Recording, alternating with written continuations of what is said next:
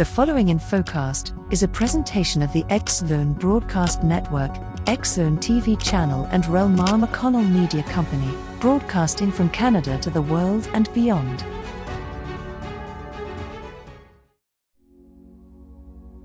Where is everybody?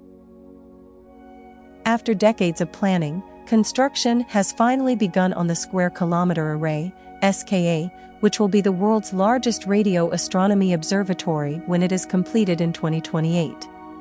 The final version of the SKA will use thousands of dishes and up to 1 million low-frequency antennas located in South Africa and Australia to study the sky at radio wavelengths.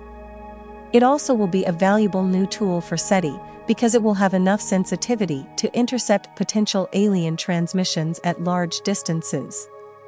Its search space will include many exoplanetary systems, some of which will be habitable. A subset of those may contain life, possibly even intelligent life. The Fermi Paradox. Where's everybody?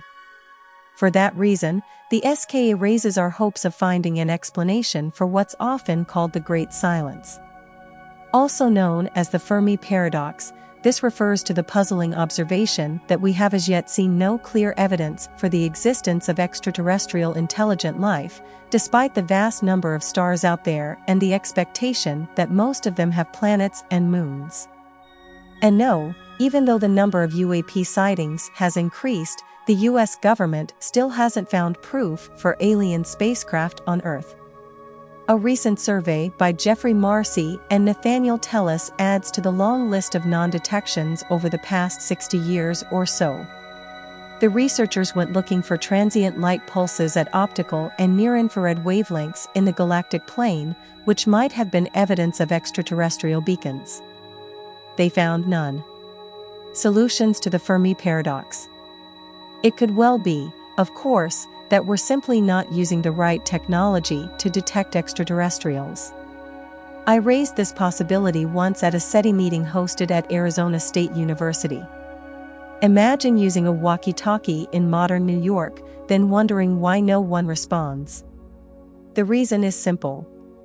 The conversation has moved to Facebook and TikTok. Extraterrestrials might be out there chatting away, but using a technology we haven't even conceived of. This is just one possibility. So many explanations for the Fermi Paradox have been advanced that whole books have been written on the subject. Among the most recent ideas is one proposed by Omri Wandel from the Hebrew University of Jerusalem in Israel, who suggests that planets hosting biology are relatively common, while those that host advanced technological life are rare. If so, it would be unlikely that technologically advanced civilizations would be close enough to each other to strike up a conversation. And there may be little motivation for extraterrestrial civilizations to explore all the habitable worlds out there if the odds of finding someone intelligent to talk to are low. In that scenario, nobody would bother to explore exoplanets unless they detect a techno-signature from another nearby world. Radio signals have been escaping Earth for only a century or so, and therefore have reached no farther out than 100 light-years. We shouldn't expect a response from anyone farther than 50 light-years away, given the round-trip signal time. Finding an extraterrestrial intelligence, ETI, that close to us requires that such civilizations be very abundant.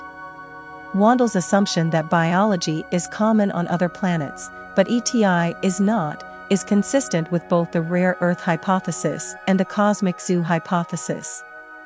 It is also what we would expect from the evolution of life on our own planet.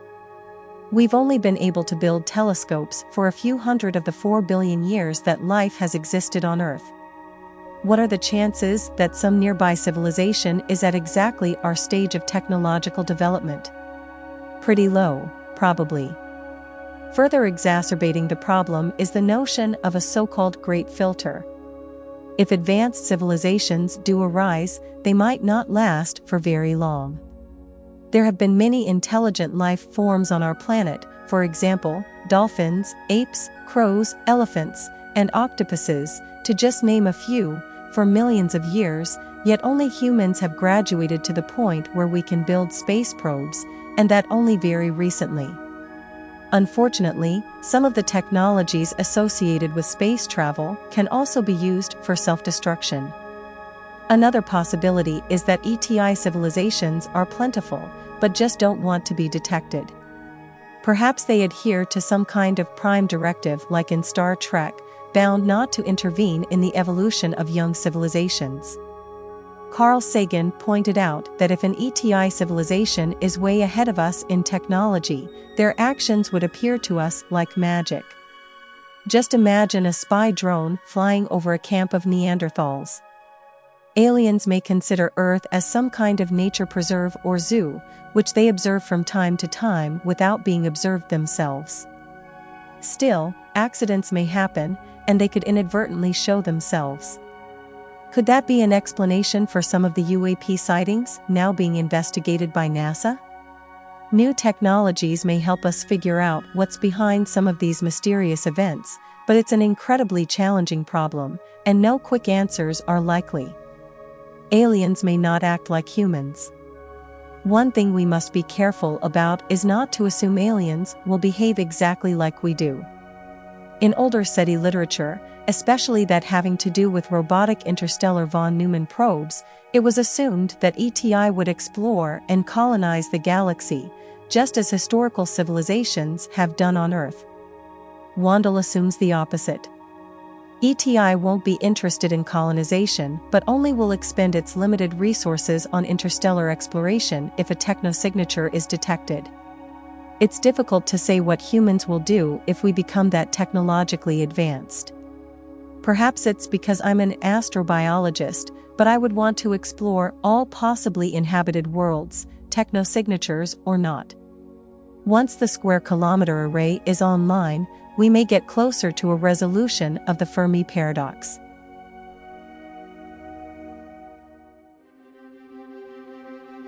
To listen to all the shows on the X Zone Broadcast Network, visit www.xzbn.net. To watch the X Zone TV channel, exclusive to Simul TV, visit www.simultv.com, channel 32. Our motto is, Dare to Believe, Dare to be Heard. The X Zone, searching for answers, demanding the truth. Do you have any comments? Suggestions? Show ideas? Send them to admin@rel-mar.com. For REL-MAR McConnell Media Company in London, England, I am Brooke Maguire.